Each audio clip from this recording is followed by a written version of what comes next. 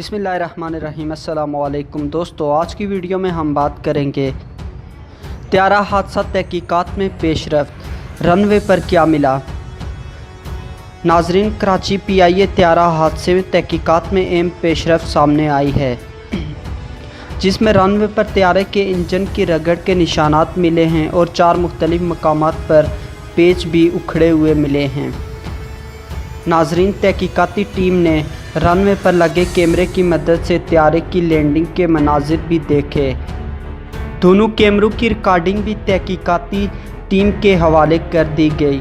Footage میں دکھایا گیا ہے کہ کپتان نے لینڈنگ کرتے ہوئے جہاز کے گیئر کو ڈاؤن نہیں کیا۔ ناظرین، ذرائع نے مزید بتایا ہے کہ طیارے کے پہلے انجن کو زمین پر رگڑ لگی، اس کے بعد دوسرا انجن نے بھی رگڑ کھایا۔ ناظرین، کپتان طیارے کا گول راؤنڈ لینے لگا، جس کے دوران طیارہ 13 منٹ تک فضا میں رہا، اس کے بعد تباہ ہو گیا۔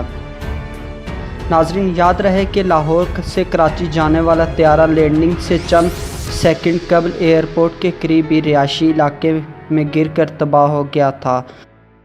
ناظرین، پی آئی اے طیارے میں 99 افراد سوار تھے، جس میں 97 افراد کی جاں بحق ہونے کی تصدیق ہو گئی، جن میں 12 افراد کی میتوں کو ورثہ کے حوالے کر دیا گیا۔ حادثے میں 2 زخمی ہوئے، جبکہ 19 جاں بحق افراد کی شناخت کر لی گئی۔ باقی افراد کی شناخت ڈی این اے کے ذریعے کی جائے گی۔ ریسکیو حکام کے مطابق تمام لاشوں کو ڈی این اے کے نمونے لینے کے بعد سردخانے منتقل کیا گیا۔ ناظرین، جامعہ کراچی میں ڈی این اے سیمپل دینے کے لیے ڈیسک قائم کر دیا گیا۔ ناظرین، میڈیا رپورٹ کے مطابق وزیر اعظم کی ہدایت دیتے ہوئے کہا کہ تحقیقاتی ٹیم فوری طور پر حادثے کی تحقیق شروع کرے۔ دوسری جانب وزارت ہوابازی کی جانب سے بھیجی گئی سمری کے باضابطہ منظوری وفاقی کابینہ دے گی۔ وفاقی وزیر ہوابازی غلام سرور خان کا کہنا ہے کہ شفاف انکوائری ہوگی، ذمہ داروں کے خلاف ایکشن ہوگا اور تمام حقائق قوم کے سامنے لائیں گے، اور 3 ماہ کے اندر تحقیقاتی رپورٹ قوم کے سامنے لائی جائے گی۔